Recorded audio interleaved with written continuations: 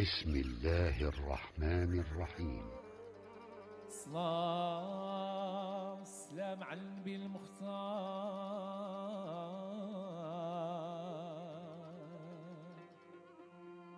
سيدنا محمد ربحي وراس مالي.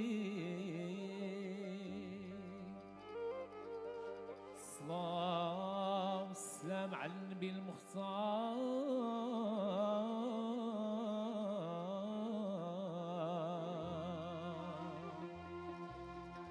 سيدنا محمد ربحي وراس مالي. كم من جاهلين آتى وداخل طريقتي صار من أهل المعنى ملوك العناية. Mohamed Ben Habib el-Bouzidi est né dans le sud de la ville de Mostaganem dans la vallée des Jardins, connue maintenant sous le nom de Debdaba et plus précisément à Jenan Tekarli en 1814.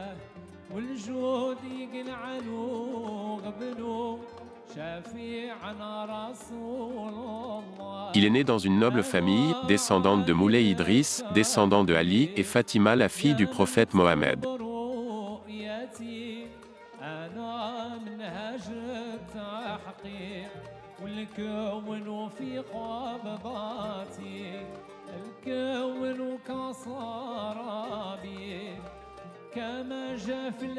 Il reçut les principes de l'éducation de son père qui était un éminent savant de la région, puis il se déplaça quelques années plus tard au village Bouguirat, dans la périphérie de Mostaganem à la Zawiya Senoussia et devint l'élève de l'éminent cheikh Sharef Ben Tekouk, où il apprit le Coran et ses sciences, la jurisprudence et la grammaire.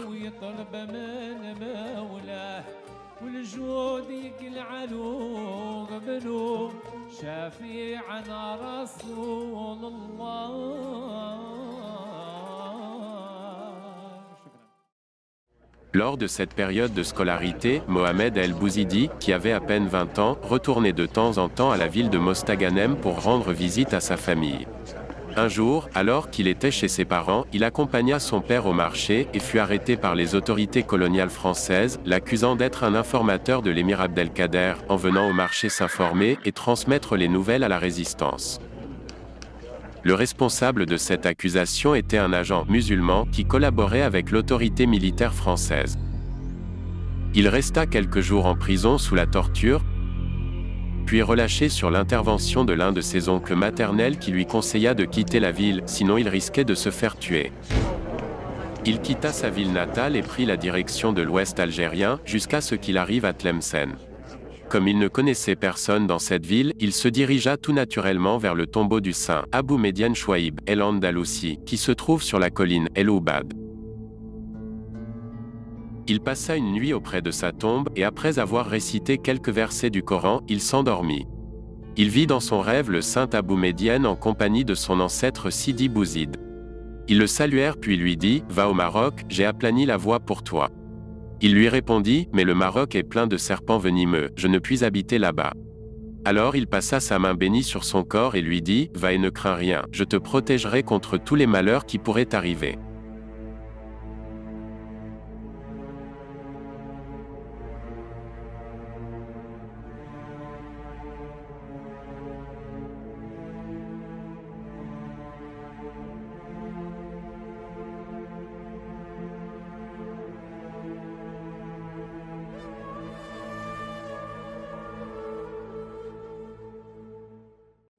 Puis immédiatement quitta sa tombe et se dirigea vers le Maroc et rencontra le cheikh Mohamed Ben Kadour el-Wakili, qui avait une zaouïa au Djebel Karker dans la région du Rif. Et c'est sous son obédience que Dieu lui favorisa le dévoilement spirituel et devint par la suite très proche de son maître. Il avait l'habitude de dire à son maître, lorsqu'il fut témoin de ses bénédictions, de son étonnant secret et du dévoilement si rapide. « Maître, notre pays est dépourvu de cette science. » Il lui répondit, « Les gens de votre pays sont nos enfants, ils auront un étrange secret et les gens n'auront pas une bonne opinion sur eux. À ce moment-là alors, vous serez soulagés. » Il est resté au service de son maître pendant près de 30 ans. et c'est pourquoi, souvent il ordonnait à ses disciples de visiter le tombeau d'Abou Médienne et faisait rappeler ses grâces. Cheikh El-Bouzidi fut interrogé sur la bénédiction, qu'est-ce que c'est? Il a dit, c'est la sobriété et le contentement, c'est un trésor indestructible. Donc quiconque en a, il n'aura besoin de personne. Lorsque nous étions avec le maître, Mohamed Ben Kadour, pendant certains jours, nous mangions des herbes, buvant de l'eau, de Ain Zora, nous dormions sur des nattes, et vivions dans des grottes. Lorsque le maître nous envoyait récolter ce que la terre fournissait, mes condisciples choisissaient seulement ce qui est consommable. Quant à moi, je ramassais ce qui se présentait à moi. Alors il me réprimandait en me disant qu'il y a des herbes non comestibles. Le maître leur disait, laissez, El-Bouzidi, il est la chamelle de Dieu, il mange sur la terre de Dieu où bon lui semble. Et nous étions dans un confort et un contentement que leur volupté n'a pas d'égal.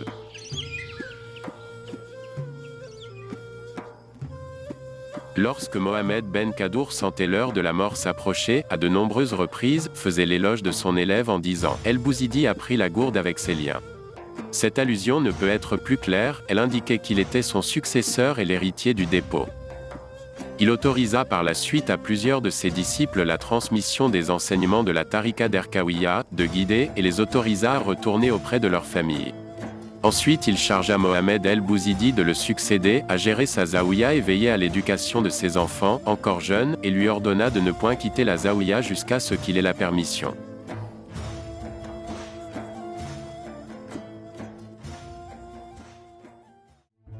Après le décès de son maître, Mohamed El-Bouzidi mena à bien son rôle de maître éducateur et guide spirituel. Il usait avec sagesse dans la méthode de son éducation. Plus fréquemment, à mesure que le nombre d'adeptes augmentait et ne trouvait pas d'endroit pour s'asseoir lors des cérémonies spirituelles, par manque de tapis, il ordonnait qu'on coupe de grandes feuilles épaisses et les étalait sur le sol, de sorte qu'elles forment un tapis vert et leur disait « Asseyez-vous, ce sont des étoffes de soie fine et de brocart ». Il passa quelques années à remplir sa mission, en plus de son rôle de tuteur des enfants de son maître. Jusqu'au jour où l'un des enfants manifesta de l'hostilité envers lui. Il fut trompé par des personnes atteintes de jalousie envers Cheikh El-Bouzidi et les incitait à le tuer, car, d'après eux, il s'est emparé de la zaouïa de leur père et occupait leur place.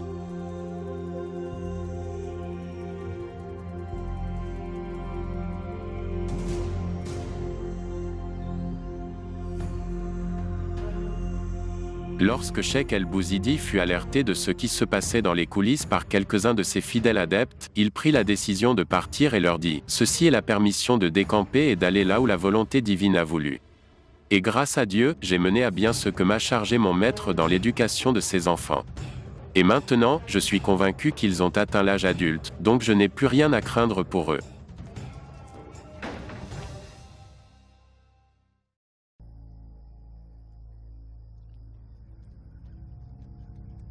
Ainsi Cheikh El-Bouzidi quitta le mont Karkar et la zaouïa de son maître, et alla chez les Beni Saïd. Il fut rejoint peu de temps après par ses disciples de la zaouïa de Karkar et put reprendre son enseignement. Mais la menace grandissante de le tuer devint de plus en plus sérieuse, ce qui le poussa à partir de nouveau par une nuit en direction de l'Est. Il marchait seulement pendant la nuit et évitait de le faire de jour, afin qu'il ne soit repéré par ceux qui demandaient sa mort.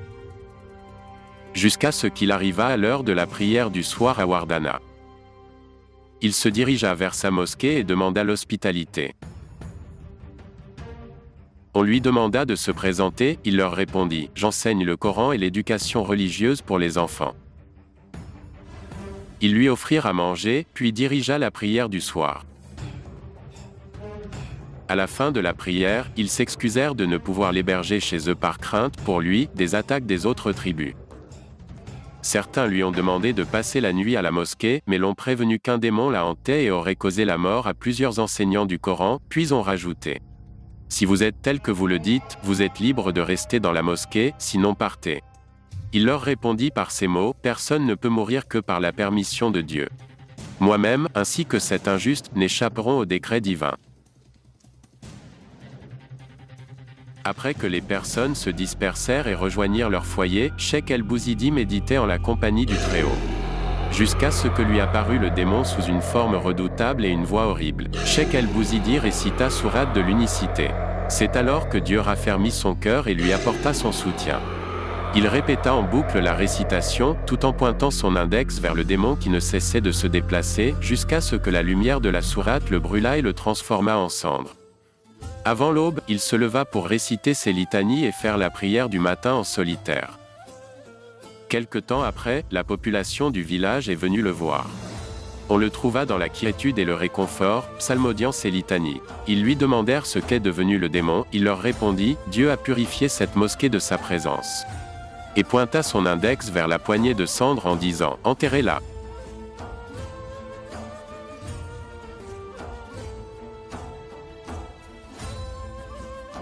Ayant manifesté le désir de prendre congé et devenu désormais digne de considération à leurs yeux ébahis, ils l'empêchèrent de partir et fut prié de rester, en évoquant la nécessité d'éduquer leurs enfants et insistèrent assez longtemps.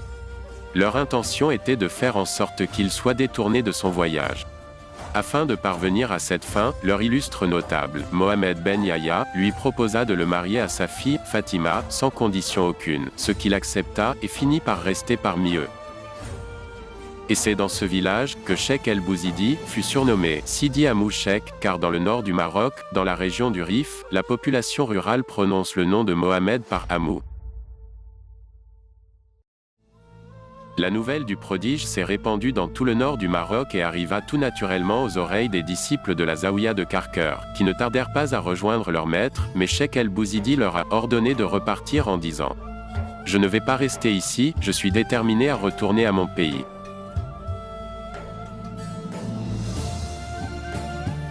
Et c'est ainsi que le village de Ouardana est devenu un centre spirituel qui attira des personnes assoiffées de savoir et de vérité.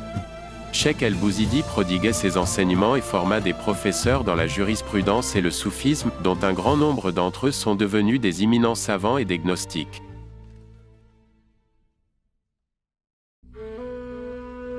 Lorsque Cheikh El Bouzidi s'est aperçu que l'appel à Dieu était accepté et qu'il touchait à sa fin, que les cœurs des croyants baignaient dans la lumière et la bénédiction se déploya dans le pays, il prit conscience que sa mission est terminée dans cette région. Il se dirigea alors en direction de l'Algérie, à sa ville natale Mostaganem.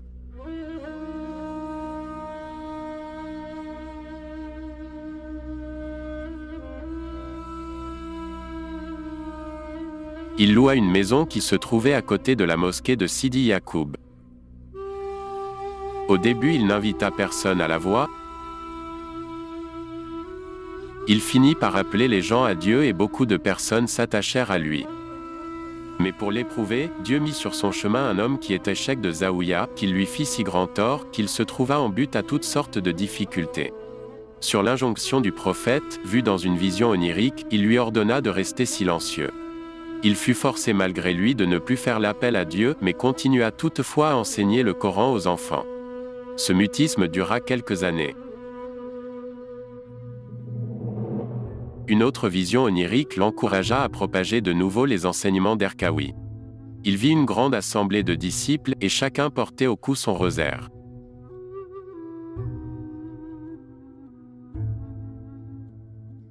Et il vit une nouvelle fois le prophète, qui l'autorise à l'appel à Dieu.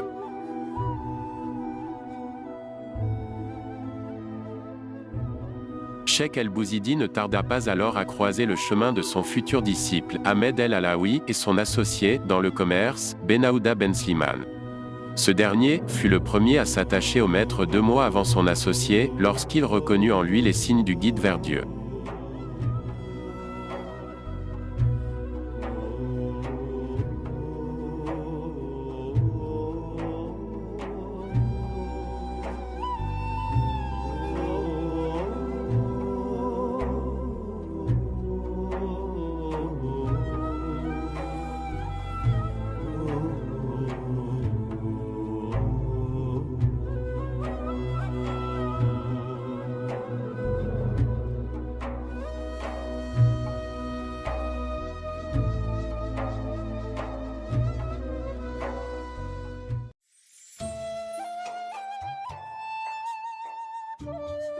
Un jour, un éminent savant de Sfax, en Tunisie, fut invité à Mostaganem. À l'époque, la population de cette ville accueillait avec joie les hommes de Dieu, de science et de droiture et se rassemblait autour d'eux, au point qu'elle fut surnommée « la Petite Égypte ». L'appel fut donc lancé que le cheikh Mohamed Zafer El Madani et l'hôte de la zaouïa du cheikh El Arag Ben Kretli, situé à Tijdit, près de la tombe de Sidi Senoussi. Venez nombreux, venez en profiter.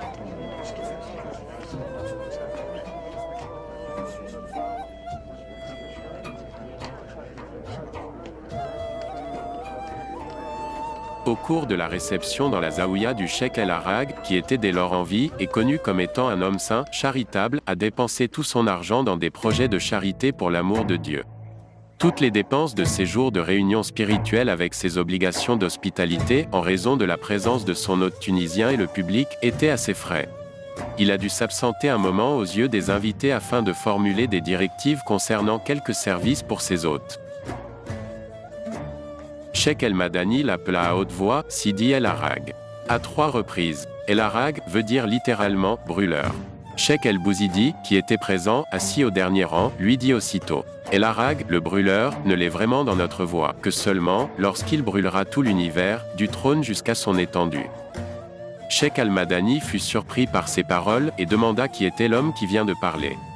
Les oulémas qui étaient à ses côtés lui répondent: il se nomme El Bouzidi, c'est un enseignant de Coran pour les enfants.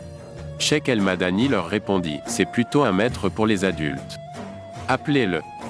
Cheikh El Bouzidi avança et s'assoit près de lui et discutèrent tous les deux des sciences de la communauté des soufis. Lorsque Cheikh El Madani s'aperçut très clairement du véritable statut du Cheikh El Bouzidi, il se mit debout et s'adressa au public en exprimant son admiration pour Cheikh El Bouzidi. Et finit son allocution par ceci: frères, demain, si Dieu le veut, chacun de vous notera sur une feuille tout ce qui l'inspire en mentionnant son nom et me l'apporte. Cheikh El Bouzidi chargea son disciple Ahmed El Alaoui de notifier ce qui l'inspire. Le lendemain, beaucoup de personnes apportèrent avec eux des bouts de papier et les posèrent devant Cheikh El Madani, qui s'est mis à les lire et fut interpellé par une feuille qui comportait ces vers. Selon ton désir, par un regard, tu abreuveras toute l'humanité, sinon, par un simple coup d'œil, tu effaceras le monde entier. Il la saisit et dit: prenez ces papiers et brûlez-les. Puis demande à son entourage: qui a écrit ceci? Ils lui répondirent: il est le disciple de l'homme qui a parlé hier. Il s'étonna alors du cas particulier de la population de Mostaganem, puis prit publiquement la parole. Après avoir loué et glorifié Dieu et adressé ses prières et ses salutations au prophète, il déclara ceci: Ô gens de Mostaganem, comment avez-vous négligé un homme qui est le guide contemporain et unique en son temps? Je le jure par Dieu l'unique. Si j'avais su qu'un homme tel que lui se trouvait dans cette ville, je ne serais pas venu. Et s'il en était indispensable, je ne viendrais pas sans sa permission. Puis conclut en disant: Ô gens de Mostaganem, si votre désir est Dieu, votre ville est pleine des hommes de Dieu. Quant à moi, ne m'attendez plus après ce jour. Il quitta alors Mostaganem et n'est plus revenu depuis. En cette nuit, et au milieu de cette vaste assemblée, la célébrité du Cheikh El Bouzidi est réapparue à nouveau. Et s'attacha à lui certains individus des plus éminentes et illustres familles de Mostaganem, connus par la pureté de leurs éthiques morales.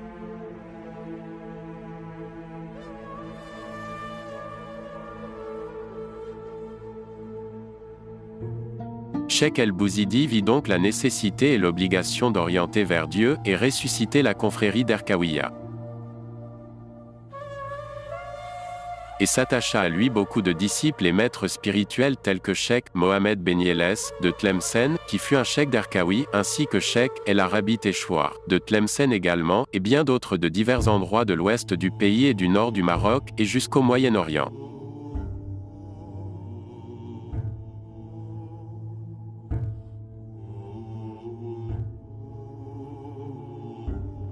Beaucoup ont obtenu par la grâce de Dieu, le dévoilement spirituel, et grâce à eux, combien de fois ont rejoint la confrérie d'Erkawiya les tribus telles que les Beni Zerwal et les Ouled Ahmed, les Selatni et les Sedairi et les El Odbi, et beaucoup de gens s'y attachèrent, que ce soit individuellement ou en groupe.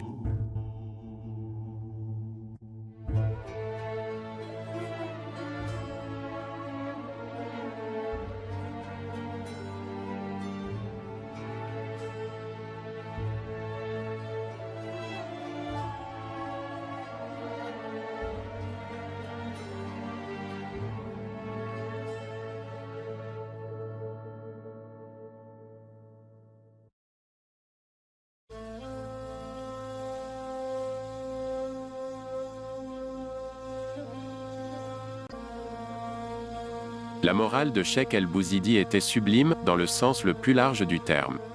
Il était le thérapeute des cœurs et des corps, ainsi que ses prodiges relatifs à l'assujettissement des djinns, qui assistaient à ses rassemblements spirituels et sollicitaient ses bénédictions et qui s'enrôlaient dans sa voie et lui rendaient visite dans les nécessités.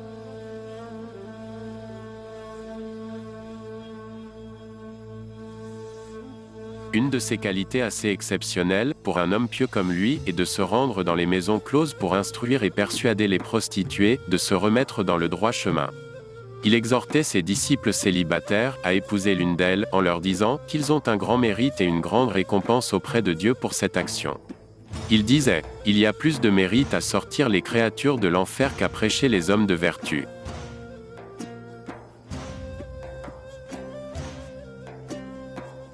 Cheikh El-Bouzidi parlait à ses disciples au sujet de l'ego et ses ruses afin de parvenir à ses fins et qu'il est surtout conseillé aux disciples de ne pas se mettre en confiance s'ils voient en lui les signes positifs de sa soumission à Dieu. Car l'ego est rusé 70 fois plus que Satan.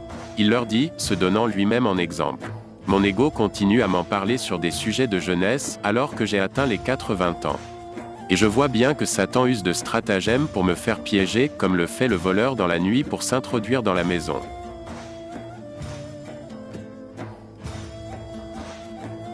Une de ses autres qualités est qu'il ne tenait pas rancune et pardonnait toutes les offenses subies. Il avait même refusé de poursuivre le tueur de son fils et de percevoir la compensation financière due par la famille du tueur.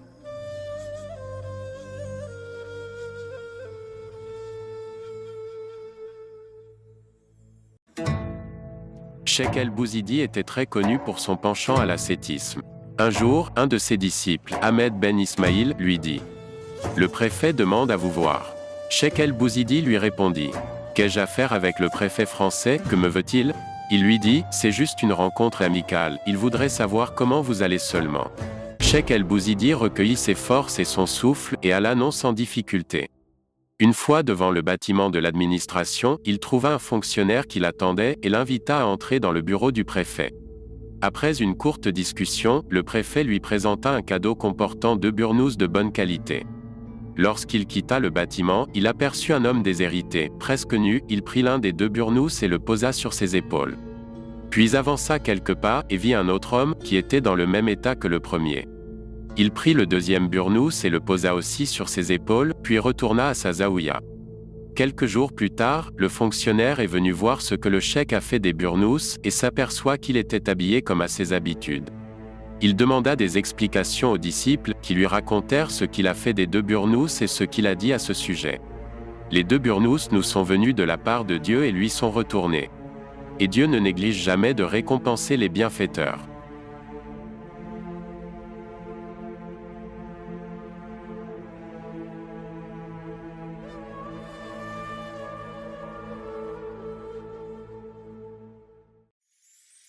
Cheikh El-Bouzidi ne possédait qu'une seule jouba, robe pour homme. Il est arrivé que quelques-uns de ses disciples se rendent chez lui. Il les accueillit habillés d'une robe appartenant à son épouse. Surpris et perplexes, ils demandèrent la raison de ce déguisement. Il leur répondit: j'ai lavé ma jouba et je n'ai rien d'autre à mettre, seulement ceci. Les disciples se lamentèrent d'avoir négligé leur père spirituel qui ne possède qu'un seul habit. Ils se pressèrent tous, et retournèrent vers leur maître avec des habits raffinés et de bonne qualité. Cheikh El-Bouzidi leur restitua leurs vêtements et n'en garda qu'un seul habit et leur ordonna de donner le reste à leur famille et leurs proches parents défavorisés.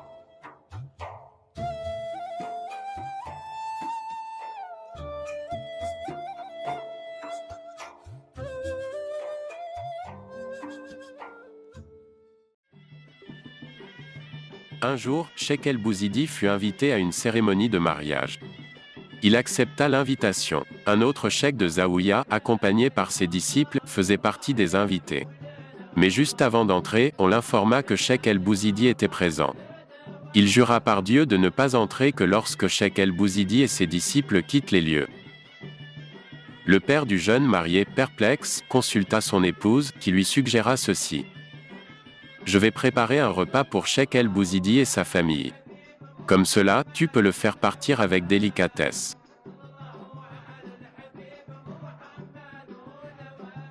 Lorsque le père du jeune marié apporta un plat de couscous au cheikh El Bouzidi, celui-ci l'accepta de bon cœur et pria Dieu pour les jeunes mariés, de les lier par l'amour et la bonne cohabitation pour toujours, et au père tout le bien et la bénédiction. Puis s'en alla. Mais il ne se dirigea pas chez lui pour partager le couscous avec sa famille, car Dieu lui a dévoilé un différend entre le père du jeune marié et une de ses sœurs, qui n'a pas été invitée au mariage.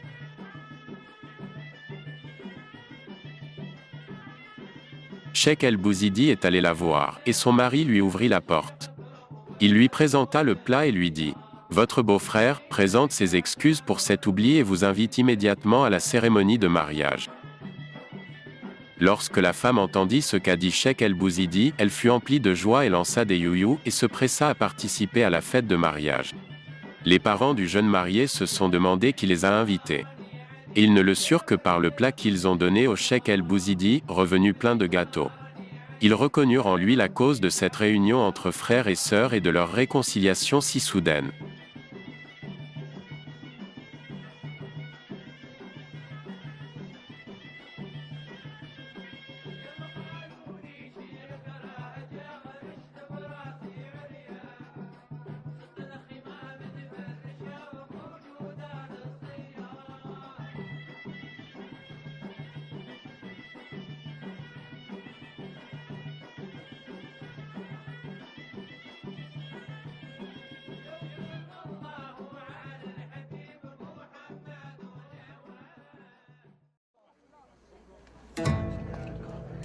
Un jour, Cheikh El Bouzidi marchait dans la rue, d'où la plupart des magasins appartenaient à des commerçants juifs. Un des leurs, assez avancé dans l'âge, tomba par terre. Cheikh El Bouzidi courut à lui et l'aida à se relever, tout en le débarrassant de la poussière qui s'est posée sur ses vêtements, et lui remit son chapeau sur sa tête, en lui disant : « Pas de mal, pas de mal. » Les commerçants juifs étaient surpris de ce geste de la part d'un porte-étendard de la loi prophétique. Et depuis ce jour-là, lorsque Cheikh El Bouzidi passait devant eux, ils le saluèrent avec vénération et respect.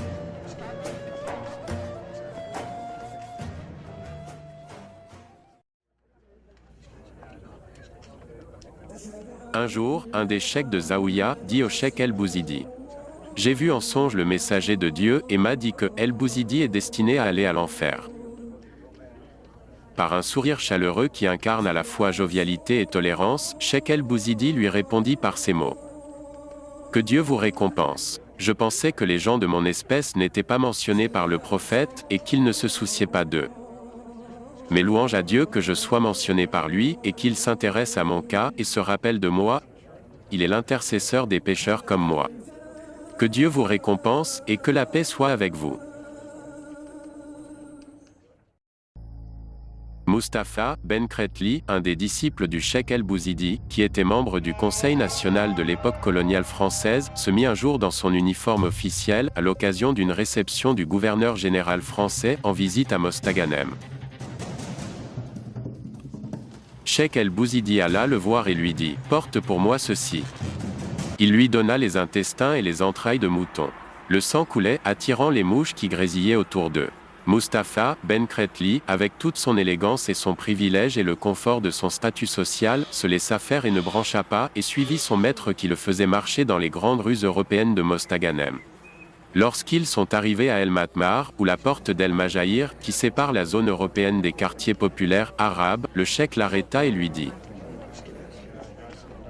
Cela suffit mon fils, je te remercie, et je t'apporte la bonne nouvelle que Dieu t'a guéri de la vanité et de l'égoïsme, de l'arrogance, de toute fierté et de la notoriété. Qu'est-ce qu'un grand serviteur de Dieu tu es. Le Tout-Puissant a réuni pour certains prophètes la prophétie et le pouvoir, et à certains de ses saints le statut de la sainteté et le pouvoir, et cela les a rendus aussi humbles devant lui qu'ils ne l'étaient. Par leur dépouillement, ils demandent ainsi le flux de sa miséricorde et sa protection, dans le reste de leurs jours, jusqu'à ce qu'ils reviennent à lui, en étant réellement les plus méritants à sa miséricorde et sa grâce. Ce grand don donné par Dieu mon Fils, est réservé à l'élite de l'amour divin, qui n'accepte pas l'arrogant et l'égoïste. Tu as satisfait ton Seigneur mon Fils, qu'il soit glorifié. Heureux sois-tu d'avoir obtenu la félicité dans les deux demeures, ce monde ici-bas et celui de l'au-delà. Que Dieu te préserve et prend grand soin de toi de ce qui reste de tes jours.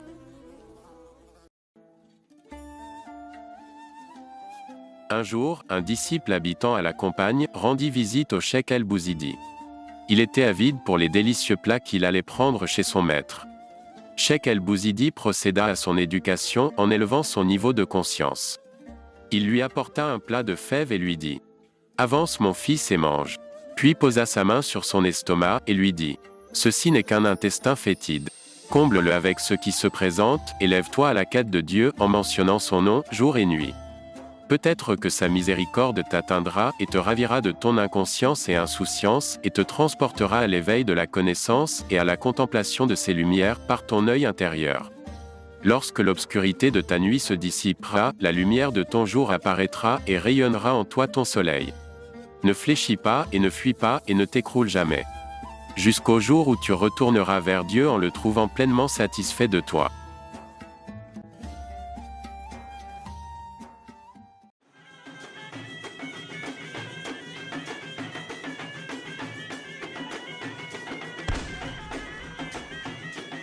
Un événement douloureux est arrivé au cheikh el-Bouzidi. Lors de la célébration de la naissance du prophète, son fils fut tué par erreur lors des tirs de feu.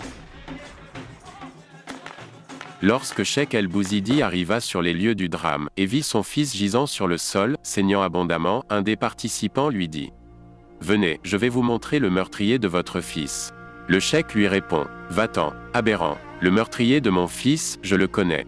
C'est celui qui a condamné toute âme à mourir. » Il emmena le cadavre de son fils et l'enterra et ne déposa pas plainte contre le fautif, se soumettant à la parole du Tout-Puissant, et fait la bonne annonce aux endurants, qui disent « Quand un malheur les atteint, certes, nous appartenons à Dieu et c'est vers lui que nous retournerons. Ceux-là reçoivent des bénédictions de leur Seigneur, ainsi que la miséricorde, et ceux-là sont les bien guidés. »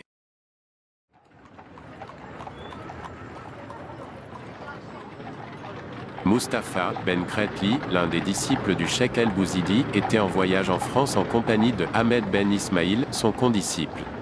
Mustapha tomba gravement malade et Ahmed faisait le va-et-vient à son chevet, accompagné à plusieurs reprises de docteurs. À la dernière fois, il entra accompagné d'un docteur pour lui prescrire un traitement qui soulagerait sa douleur. Ils trouvèrent Mustapha debout sur ses jambes et en bonne santé. Le docteur lui demanda « Où est-ce donc ce malade mourant dont vous m'avez parlé ?» Ahmed lui répondit « Par Dieu, je ne sais quoi dire. Quelques instants auparavant, il était à l'agonie et sa température était élevée et gémissait, et maintenant, je suis surpris de le voir sain. » C'est alors que Mustapha intervient et lui dit « Paye le docteur et laisse-le s'en aller, et je te dirai ce qui s'est passé. » Il lui raconta avec une grande joie et un état de paix intérieure ce qui lui est arrivé en faisant l'éloge du cheikh el-Bouzidi. « Sais-tu qui est venu me voir peu de temps avant que tu reviennes ? Imagines-tu sur quelle monture a-t-il traversé la distance qui est entre nous et Mostaganem ? C'était mon maître, mon guide, ma volupté dans l'aisance et les difficultés.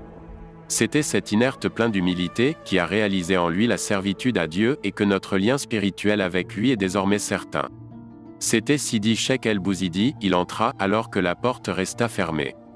Il passa sa main bénie sur ma tête et tout mon corps et me dit « Que Dieu te guérisse, il n'y a pas de mal. » Puis son image a soudainement disparu lorsqu'il prononça son dernier mot et je me suis levé comme tu m'as vu. Lorsque les deux voyageurs retournèrent à Mostaganem, ils racontèrent à leurs condisciples le prodige et la guérison miraculeuse. Tous furent étonnés et déclarèrent que le cheikh n'a pas quitté Mostaganem et qu'il a participé avec eux à toutes les prières quotidiennes pendant leur voyage. À ce moment-là, un disciple du nom de Hamadi ben Kara, qui était l'un des plus grands négociants en tissu et de l'habillement, posa à Mustapha une question précise. « C'est arrivé, quel jour et à quelle heure ?» Lorsqu'il lui répondit, Hamadi dit aussitôt « À cette heure, mentionnée par Sidi Mustapha, cheikh el-Bouzidi est venu me voir dans le magasin, dans un état inhabituel. Son visage était ferme et transpirait du front. Il était dans un état d'effervescence et me dit « Donne-moi vite un verre d'eau, mon fils est malade. » À 3 reprises. Lorsqu'il finit de boire, il dit aussitôt « Dieu merci, il n'a pas de mal. »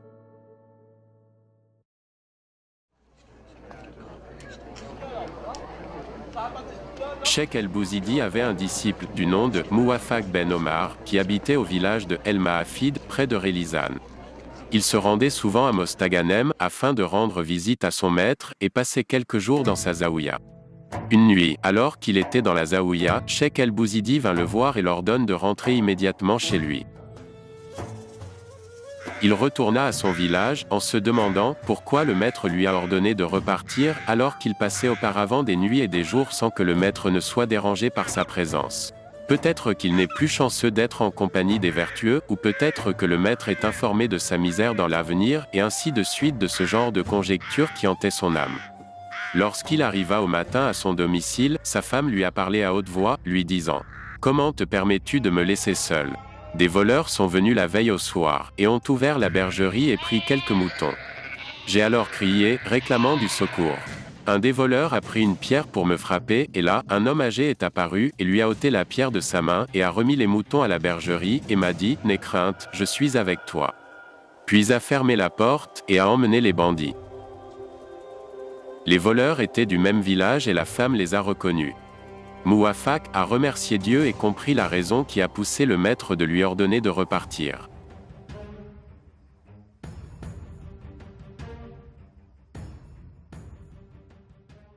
Lorsque Cheikh el-Bouzidi sortit en tournée spirituelle, au printemps, et arriva au village de El Mahafid, et fut entouré par les habitants du village, son disciple Mouafak se plaignit à lui des bandits, qui faisaient partie de l'assistance. Cheikh el-Bouzidi demanda aux 3 personnes s'il approuvait l'accusation ou la contestait. Ils ont répondu que l'accusation ne se reposait sur aucun fondement, et qu'il n'y a aucune preuve. Le cheikh a répondu. C'est vrai, juridiquement, l'accusateur doit faire valoir ses arguments, mais celui qui nie, doit jurer solennellement. Jurez-vous par Dieu, que vous êtes innocent de ces accusations? Ils ont répondu tous les 3 par « on le jure ». À ce moment-là, le cheikh les démasqua et leur dit « Repentez-vous à Dieu ». Puis pointa son index à l'un d'eux, et lui dit « Toi, je t'ai retiré la pierre que tu tenais dans ta main, et par laquelle tu voulais frapper l'épouse de Sidi Mouafak, et je vous ai emmené aveuglé, jusqu'au lever du matin. » Le fait de parjurer, c'est mentir délibérément en prêtant serment par Dieu. C'est une chose grave que le délit lui-même, car elle pourrait conduire à l'apostasie et au blasphème, et Dieu effacera toutes les bonnes actions. Laquelle des violations est moins dangereuse? Désobéir à Dieu ou blasphémer? Blasphèmes-tu si tu commets le péché? Et le péché s'efface par la repentance devant le Tout-Puissant. Demandez pardon à votre frère Sidi Mouafak, et demandez pardon à Dieu. Car Dieu est digne de pardon et miséricordieux. Tous les 3 reconnurent leur culpabilité, et se repentirent à Dieu, et demandèrent pardon à Sidi Mouafak. Puis on rejoint la confrérie du Cheikh el-Bouzidi. Ils vécurent le reste de leurs jours par la grâce du Tout-Puissant, en mentionnant le nom de Dieu. Cheikh el-Bouzidi sortit un jour, de printemps ou d'automne, en tournée spirituelle, accompagné de Bouzid Ben Moulay, son représentant au village de Haute-Ba. Ils entrèrent dans un village et furent accueillis par des jets de pierre, puis des chiens ont été lâchés sur eux pour les empêcher d'entrer dans le village. Cheikh el-Bouzidi et son compagnon s'éloignèrent d'une petite distance du village et se reposèrent sous un arbre. Lorsque le soleil se coucha, Bouzid Ben Moulay retourna au village portant avec lui une grande boîte en fer comme moyen dérisoire à utiliser en percussion. Lorsqu'il arriva, il éleva la voix en chantant. Les villageois rassemblés en masse autour de lui ne se doutaient de rien. Ils pensaient qu'ils avaient affaire à l'un de ces maîtres qui chantent des poèmes de romance qu'ils aiment tant. Bouzid imposa une mise en scène et investit le lieu de sa prestation avec un talon qui en vaut la chandelle. Il posa la boîte à côté de son oreille et leva ses yeux vers le ciel en traversant le cercle de son auditoire de long en large et chantait en utilisant des airs mélodiques qui leur sont favorites. Une fois séduit, leur grand dignitaire prit la parole et dit « Je vous prie de nous pardonner du mauvais accueil. Nous pensions que vous étiez de ceux qui arnaquent les gens et prennent leur argent injustement au nom de la religion. Nous ignorions que vous étiez des maîtres de chant. Je vous prie de passer quelques jours parmi nous, nous avons plusieurs cérémonies à célébrer, mariage et circoncision. » Puis ils lui offrirent un repas.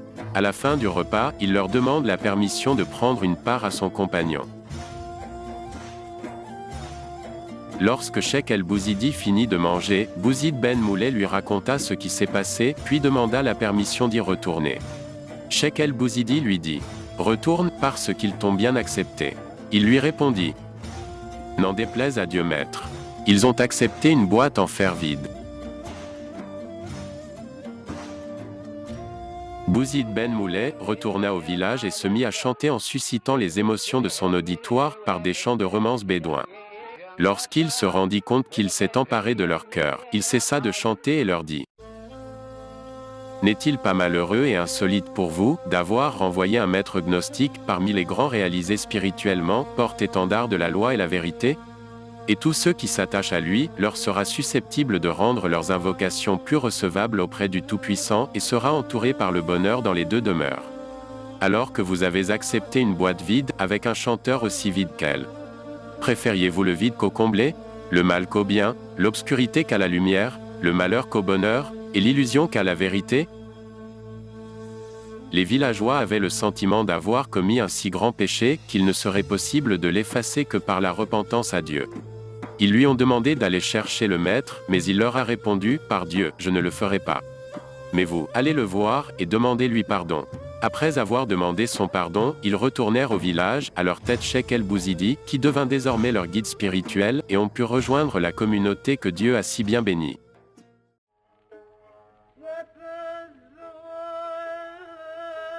Lors d'une discussion dans la ville de Tlemcen entre Ahmed Ben Ismail, de Mostaganem, et son beau-père, Mohamed Lachachi, de Tlemcen, qui était un des disciples du cheikh Mohamed el-Ibri.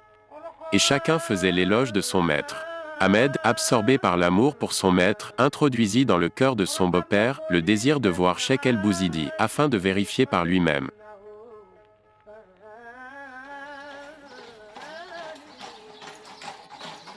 En effet, Mohamed Lachachi se déplaça à Mostaganem en compagnie de deux grands représentants du cheikh Mohamed el-Ibri. Au cours de la route, et avant d'arriver à destination, l'un d'eux dit: « Notre visite à ce maître est juste à titre amical, cela nous permettra de vérifier la véracité de son statut de sainteté. S'il fait partie des hommes, agréés par Dieu et soutenu par son assistance, il apportera à chacun d'entre nous, lors du repas, un plat selon le désir de chacun de nous. » Et tous les trois formulèrent le désir de ce qu'ils souhaiteraient manger. Une fois arrivés, ils furent accueillis par Ahmed Ben Ismail, qui les amena chez Cheikh el-Bouzidi, et ce dernier les accueillit à son tour. Il se pressa vers son épouse en lui disant: « Sidi Mohamed Lachachi de Tlemcen et ses deux compagnons sont ici. As-tu quelque chose à offrir pour nos invités ?» Elle lui répondit à haute voix, au point que les autres l'ont entendu, en disant: « Comment invites-tu les gens de Tlemcen, alors qu'il n'y a pas un seul oignon dans ta maison ?»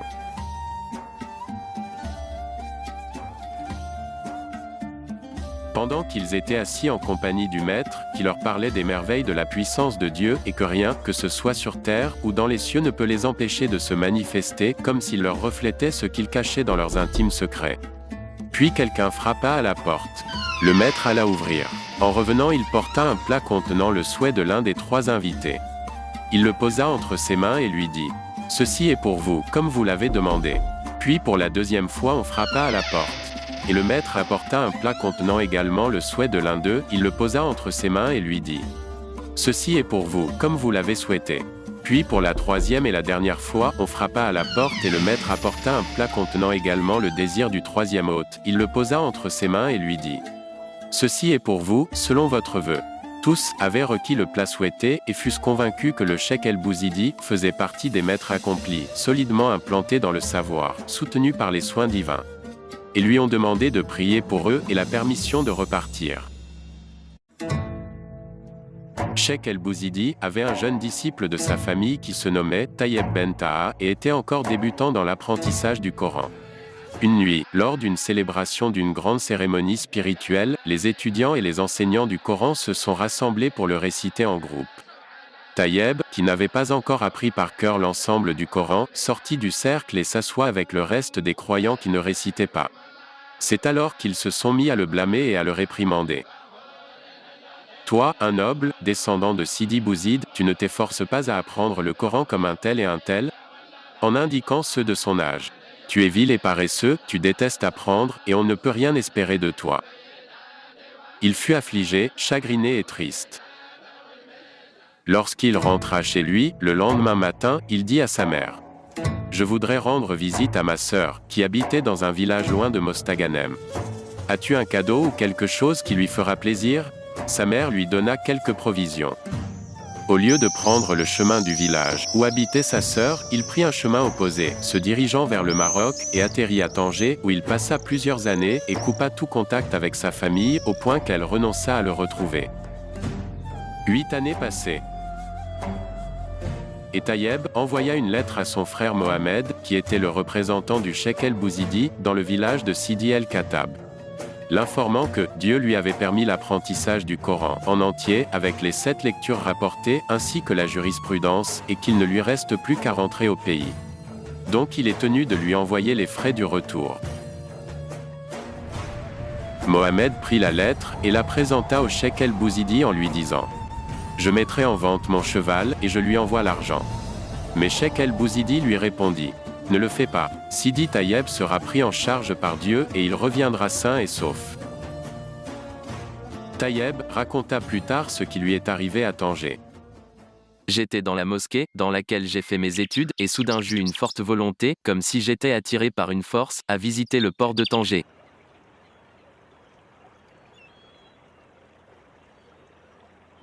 Alors que je me promenais dans le port, j'entendis une voix m'appeler par mon nom. Lorsque je me suis retourné, j'ai vu un homme assis sur une grande chaise, habillé à la façon turque. Il me demanda le nom de mon ancêtre. J'ai répondu « Sidi Bouzid », puis m'a demandé à nouveau « Veux-tu aller à Oran ?» J'ai répondu par « oui », en ayant du mal à croire si j'étais dans le monde réel ou dans un rêve. Il m'a alors dit « Le bateau s'est rendu à Oran et sera de retour le mercredi. Tu le prendras et ainsi tu rentreras dans ton pays, par la volonté de Dieu. » Je suis retourné à la mosquée plein de joie, rendant plus d'une louange à Dieu, le remerciant pour m'avoir donné la chance de rencontrer cet homme généreux.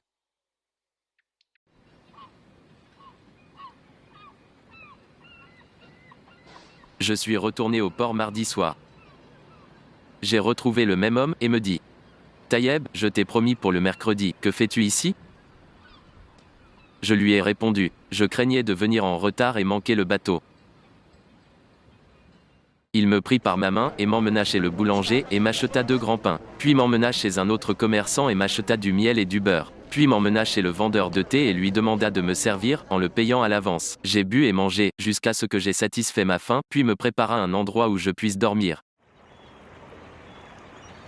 Dans la matinée du mercredi, j'ai vu le même homme occupé à négocier avec le commandant du bateau. Après l'avoir payé, il lui dit « Prenez-le à Oran. » J'ai pris mes affaires, et je suis monté sur le bateau inondé de joie, au point d'avoir oublié de me retourner vers le généreux bienfaiteur, pour le remercier, que lorsqu'il m'appela et me dit « Taïeb, tes ancêtres et les miens, sont de la même lignée. »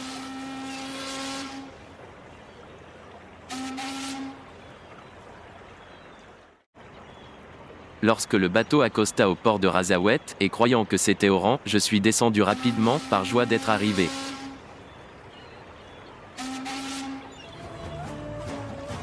Lorsqu'il arriva à destination et raconta à son frère Mohamed l'histoire de celui qui prit en charge les frais de son voyage et les dépenses qu'il effectua, son frère lui dit « Cet homme généreux n'est autre que Cheikh el-Bouzidi, que Dieu le récompense pour ce qu'il a fait. J'ai voulu vendre le cheval et t'envoyer l'argent, mais m'a ordonné de ne pas le faire en disant « Taïeb sera pris en charge par Dieu et il reviendra sain et sauf. »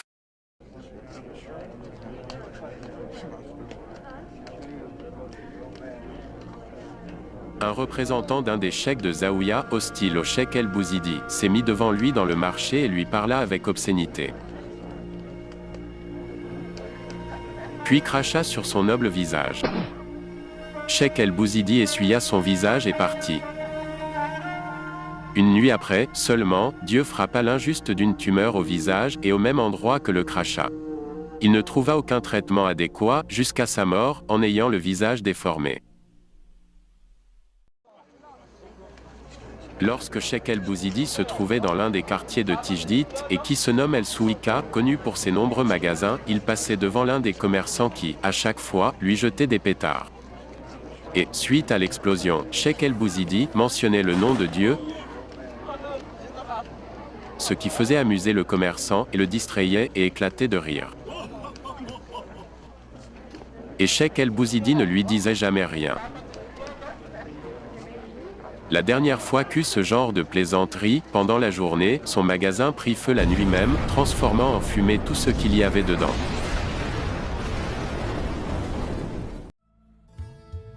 Quant aux prodiges après sa transition vers l'au-delà, elles sont innombrables. Ce qui suit en est un parmi bien d'autres. Ahmed Ben Ismaïl, un des grands commerçants de Mostaganem, possédait des magasins et des entrepôts de marchandises. Lors d'une nuit, une bande de voleurs tenta de pénétrer dans l'un des entrepôts qui se trouvait à El Matmar. Ils essayèrent de forcer la porte, lorsque soudain, elle s'est grande ouverte, et l'image du cheikh El Bouzidi est apparue aux voleurs, tel qu'il fut connu de son vivant, en leur disant « Ne craignez-vous pas Dieu en trahissant votre frère ?» En la répétant à 3 reprises. Les bandits embarrassés fermèrent la porte et s'en vont. Le lendemain matin, leur chef vint voir Ahmed Ben Ismaïl, et au cours de la discussion, il lui dit « Je voudrais t'annoncer une bonne nouvelle, à condition que tu me garantis le salut. » Ahmed lui répondit « Tu as ma parole. » Alors il lui dit « Ton maître est veillant sur tes biens dans la mort, comme c'était dans la vie. » Et lui raconta l'histoire. Ahmed lui dit alors « Louange à Dieu, qui nous a guidés à ceci. Nous n'aurions pas été guidés, si ce n'est Dieu qui nous avait guidés. » Puis jura par Dieu, je n'ai jamais douté au sujet de mon maître, qu'il était à l'exemple même du prophète Mohammed et un homme du divin. Peu de temps avant son décès, Cheikh El Bouzidi tomba malade et la maladie dura. Annonçant la disparition et l'inévitable fin et laissait apparaître les signes du voyage vers l'au-delà. Il était incapable de parler sans que cela touche à ses facultés de compréhension et fut paralysé de la moitié de son corps. Quelques jours seulement après, Cheikh El Bouzidi fut emporté par la miséricorde de Dieu, ne laissant qu'un seul fils, Mustapha, plus ou moins proche du ravissement. Le cheikh l'aimait intensément. Avant sa mort, il ne cessait de le regarder, craignant qu'il ne soit négligé. Lorsqu'Ahmed El Alaoui sut cela, il lui dit « Chargez-vous de ce qui nous préoccupe envers Dieu, et nous nous chargeons de ce qui vous préoccupe envers Mustapha. » Cheikh El Bouzidi fut ému. Son visage rayonna de joie.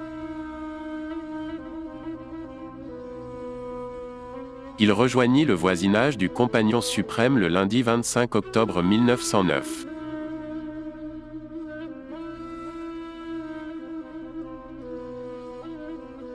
Disciples, cheikh et oulémas ont afflué de toutes parts pour présenter leurs condoléances et assister aux funérailles.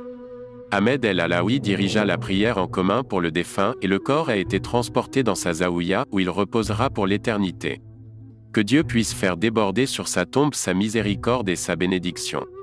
Il laissa son épouse et ses 2 enfants, une fille et un garçon que le cheikh El Alaoui prit en charge. Et un recueil de poèmes et un livret relatant sa vie.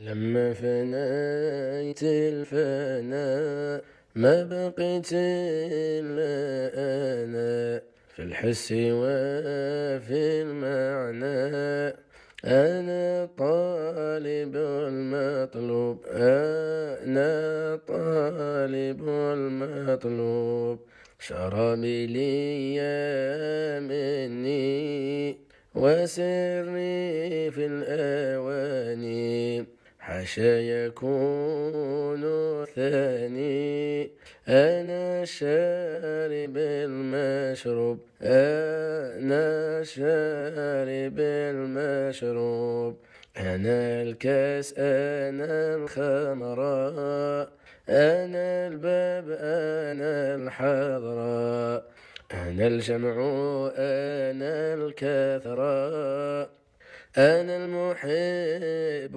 المحبوب أنا المحب المحبوب كم من فرد سقيته من القيود فكيته من الغفلة يقظته كسيت بنعم الثوب كسيته بنعم الثوب أنا الذي ظهرت خمرتي مني فاضت والأشياء بي قامت أنا رافع الحجب أنا رافع الحجب ناداني من كل مكان أصدع وبشر الإخوان بالقرب مع الأمان، اللي يتبعك محبوب، اللي يتبعك محبوب. ناداني يا أبو زيدي أصدع بجر عبادي، بالقرب والمزيد حاشا مريدك محجوب، حاشا مريدك محجوب. الحمد لله الذي قوى لي أمدادي، نسقي من أتى عندي يشرب غاية المشروب، يشرب غاية المشروب. يشرب كأس المعاني يفنى عن كل فاني، يغيب في ذات الغاني يشاهد عالم الغيوب، يشاهد عالم الغيوب. صلي يا ربي على يا ذا الجود والجلال، من نوره تجلى، يا مفرج الكروب، يا مفرج الكروب.